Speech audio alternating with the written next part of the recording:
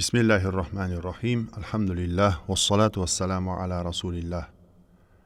Amallarning o'lchanishi va sirot haqidagi e'tiqodimiz. Va haqqun vaznu a'malin va jaryun ala matni siroti bila ihtibali. Ma'no jihatidan tarjimasi. Amallarni tortib o'lchash sobitdir va sirot uzra yugurish ham, ya'ni sirotdan o'tib ketishga intilib unga chiqish oldidan hozirlik ko'rishsizdir. Nazmiy bayoni. Amallar o'lchanar, gar aql yetmas. Sirotda yugurishga epchillik ketmas. Matn sharhi.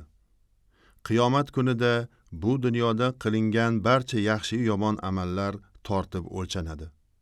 Garchi barchaning holi ma'lum bo'lsa-da, amallarning tortib o'lchanishini Alloh taolo iroda qilgan. Sofi Allohyor bobomiz aytganlaridek, bilur Tangri agarchi holimizni, tarozuga solur a'molimizni, qilur ogoh qulun qilmishlariga, yetushmas aql egamning ishlariga. Ya'ni Alloh taologa maxfiy biror amalimiz bo'lmasa ham, amallarimizni o'lchattirib, bandalarning qilmishlarini o'zlariga bildirib qo'yadi. Qur'oni Karimda amallarning tortib o'lchanishi haqligi bayon qilingan. Astaizu billah. Wal waznu yawma idhinil haqq. Faman thaqulat mawazinuhu fa ulaika humul muflihun. ومن خفت موازينه فأولئك الذين خسروا أنفسهم بما كانوا بآياتنا يظلمون. صدق الله العظيم. O'sha kuni vazn, amallarning tarozida tortilishi haqiqatdir. Kimning mezonlari, amallari og'ir kelsa, aynan o'shalar najot topguvchilardir. Kimning mezonlari, amallari yengil kelsa, ana o'shalar oyatlarimizga zulm, inkor qilganlari sababli o'zlariga ziyon qilganlardir. A'rof surasi 8-9 oyatlar. O'sha kunda ba'zi insonlar hisob-kitob qilinmasdan jannatga kiradilar. Ularning sifatlari quyidagi hadisda kelgan. Ibn Abbos radhiyallohu anhumodan rivoyat qilinadi. Rasululloh sallallohu alayhi va sallam, jannatga ummatimdan 70 mingtasi hisobsiz kiradi.